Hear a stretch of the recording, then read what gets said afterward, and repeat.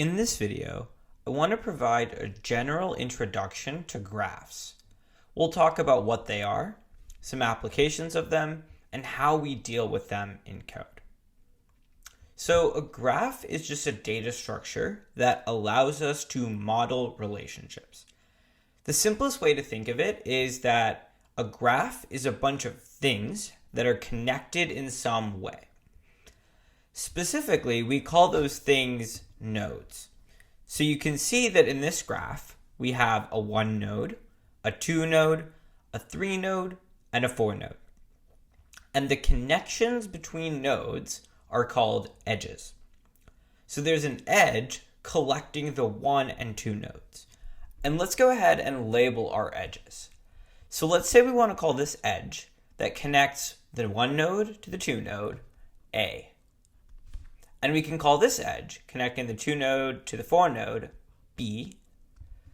We can call this edge connecting the 3 and 4 nodes C. And lastly, we'll call this edge connecting the 1 and 3 nodes D. So graphs are very frequently used to represent a lot of real-world concepts. One of the classic examples of this is a social network. So let's take Facebook as an example. If we're modeling out Facebook, let's have our nodes represent people and our edges represent friendship. So we have person 1 represented by node 1, person 2 represented by node 2, person 3, and person 4. Now, the edge A, which connects person 1 and person 2, signifies that person 1 is friends with person 2, and the opposite is true as well, because person 2 is friends with person 1. That's how Facebook works. If one person is friends with another person, then the other person is also friends with the original person. So a graph is great for modeling out these sort of relationships that appear in a social network, because you can draw the different entities and connect them using edges. Another common example is if you wanted to model a bunch of different cities. So let's say that we have several different cities here. Let's say we have each one of these nodes represents a city. So we have city 1, city 2, city 3, and city 4. So our edges may represent a road that connects two different cities. So up here, edge A can represent a road between node 1 and node 2, meaning we can go directly from city 1 to city 2. But we cannot go directly from city 1 to city 4 because there is no edge connecting these two nodes, or there is no road connecting these two cities. And that is a nice transition into the concept of traversing a graph. And if you're thinking about it in terms of cities and roads, it's really a matter of how do you get from one city to another. So as an example, let's say we are currently here. We are in city number 1, and we want to get here to city 4. So let's say this is our target. A standard graph question could be, how can we get from where we are, city 1, to our target, which is city 4? Well, when we're at city 1, there are only two directions we can go in. We can take edge A, or road A, to get to city 2. This is one option. Or we can take road D to get to city 3. This is a second option. And if we're trying to figure out how to get to city 4, we just want to figure out how many different ways are there. There are only two different ways to leave city 1, and let's see how many of those ways can get us to city 4. First, let's say we're at city 1, and we take road A, so we are now at city 2. Our goal is to get to city 4, so we can just take road B, and we've hit our target. So this is one option. We can take edge A, and then take edge B. Another option is, let's say we went with the second path here. So we start at city 1, we take road D to hit city 3. Now we want to get to city 4, so we can take road C to end up at our target, which is city 4. So another option is we can take D followed by C. Both of these are valid paths for us to go from the 1 node to the 4 node. So if the question was, how many different ways are there to go from node 1 to node 4, the answer would be 2, assuming we don't start going backwards or anything like that. So you can see the way we're handling this is at a particular node, we are thinking, what directions can I go from this node? Right? When you're at the 3 node, you cannot directly go to the 2 node, but you can go to the 1 or 4 nodes. So that concept is key. For a particular node, we want to know what nodes can I reach from the current node. And with that being said, we have covered a good amount about the concept of a graph. I want to talk now about what a graph really means and how we represent it in code. So let's go ahead and clear out some of this work we've done here.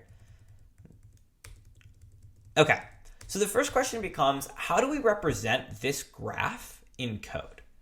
And we actually do that by explicitly defining the edges. So here there are 4 edges, which I've labeled A, B, C, and D, and we can define them individually. So we'll have A, B, C, and D. Now, the way we define an edge is we just identify the starting point and the ending point. Now, in our graph, there's really no direction, so there's no such thing as a starting or ending point. I'm going to define A as 1, 2. You could also define it as 2, 1. They're really the same thing here because we don't really have a direction. B is going to be represented as 2, 4. C is going to be represented as 3, 4. And lastly, D is going to be represented as 1, 3. So we have these 4 edges that look more programmatic, and that's how we can start thinking about a graph. Oftentimes, the way your input is going to look when you are dealing with a graph problem is it's going to be a 2D array that contains basically a bunch of these arrays. So let's say we have a giant array, an overall array, and then inside of it, we have everything we defined above. So we have 1, 2, that's edge A. We have 2, 4, which is edge B. 3, 4, which is edge C. And then 1, 3, which is edge D. So we have these diagrammed here, and we'll close our larger array. This might be how you receive a graph.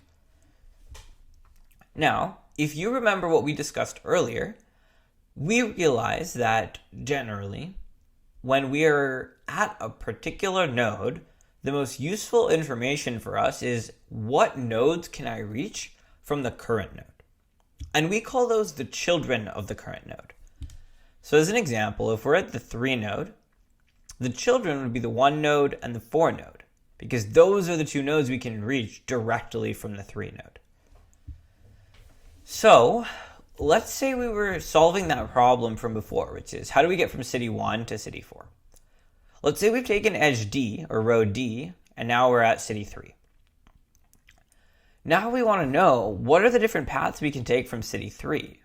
Well, we know as humans, you can go to city 1 or city 4. But given this input in code, it's not very clear, right? The way you would handle this is you would probably say, all right, let me search through this and look for every single time I see a 3. So this is 1 and this is 1. It's not very efficient to do that every single time we hit a node. So instead, the way we handle this is we define a mapping that says, given a node, here are the children of that node. So let's diagram out what that might look like.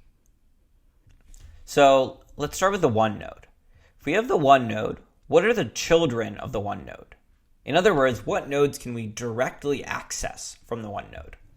Well, we can take edge A and hit the 2 node, or we can take edge D and hit the 3 node.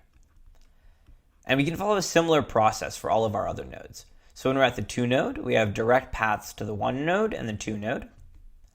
When we're at the 3 node, we have direct paths to the 1 node and the 4 node.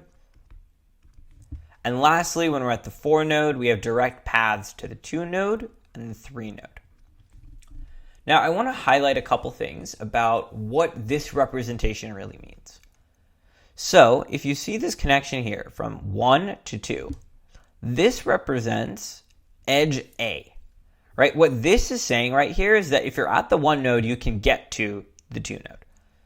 And this is saying basically the reverse of that, so it's still edge A.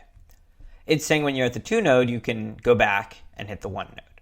So these two pairs, this pair and this pair, represent edge A. And this pair represents edge D, because it's saying from the 1 node you can get to the 3 node. And similarly, this pair also represents edge D, because it's saying from the 3 node you can reach the 1 node. So this is a typical implementation of how we might store a graph. Usually we're going to get an input that looks like this kind of 2D array here, but we will immediately process that so that instead of storing a 2D array, we have a hash map like this. And that way at any particular node, it's very easy to look at all of the children of that node, all of the nodes that we can kind of directly go to from our current node. And an important part of dealing with graphs problems is understanding how to take this input and convert it to this format, because that's something that comes up a lot with graph problems, and you can do that pretty robotically if you've gotten comfortable with it. And the last note I want to provide here is that it's not always the case that you will receive your input in this format of a 2D array. Sometimes you'll be given nodes, and maybe your nodes have a little property on them called children. And you can just do node.children, and that gives you an array of all the children.